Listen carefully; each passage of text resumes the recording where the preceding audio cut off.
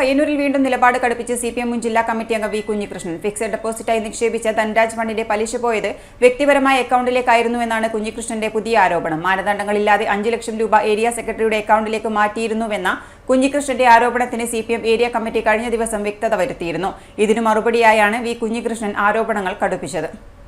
Area കമ്മിറ്റിയുടെ account തന്നെയാണ്, പക്ഷേ അക്കൗണ്ടിൽ വരുന്ന എല്ലാ ഇടപാടുകളും ഏരിയ കമ്മിറ്റിയുടെ വരവ് ചെലവ് കണക്കിൽ ഉൾപ്പെടേണ്ടതാണ്.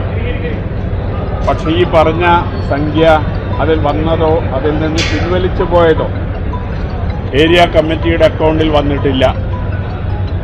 അതുമാത്രമല്ല, അതിൽ അവരവതരിപ്പിച്ച കണക്കിൽ വീട് നിർമ്മാണവുമായി ബന്ധപ്പെട്ടുകൊണ്ട് 34,4 ലക്ഷം ചെലവായി എന്നാണ്. അതെല്ലാം ചെക്കാണ്.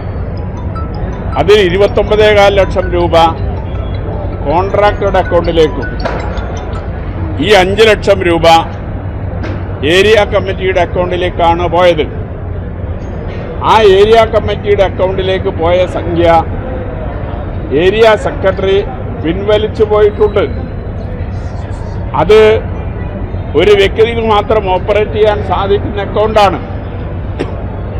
ആ വിഡ്രോവൽ പാർട്ടി അക്കൗണ്ടിൽ കണക്കിൽ വന്നിട്ടില്ല.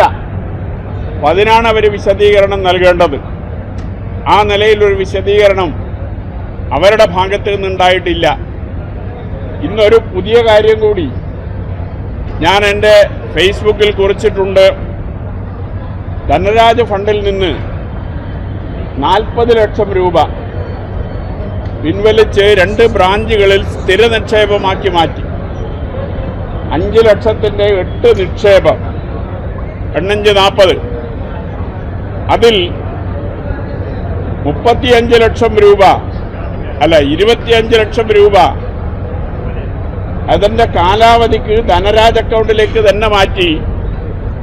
15 ലക്ഷം രൂപ ഏരിയ കമ്മിറ്റിയുടെ അക്കൗണ്ടിലേക്കാണ് മാറ്റിയത്.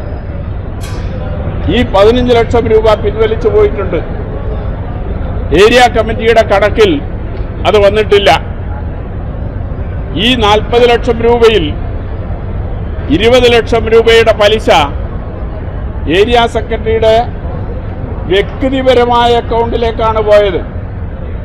ധനരാജ് അക്കൗണ്ടിൽ നിന്ന് സ്ഥിര നിക്ഷേപമാക്കി മാറ്റുക, ആ സ്ഥിര നിക്ഷേപത്തിൻ്റെ പലിശ ഏരിയ സെക്രട്ടറിയുടെ ഇൻഡിവിജ്വൽ അക്കൗണ്ടിലേക്ക് മാറ്റുക, ആ നിലയിലുള്ള സമീപനവും ഇതിന്റെ ഭാഗമായി സ്വീകരിച്ചിട്ടുണ്ട്.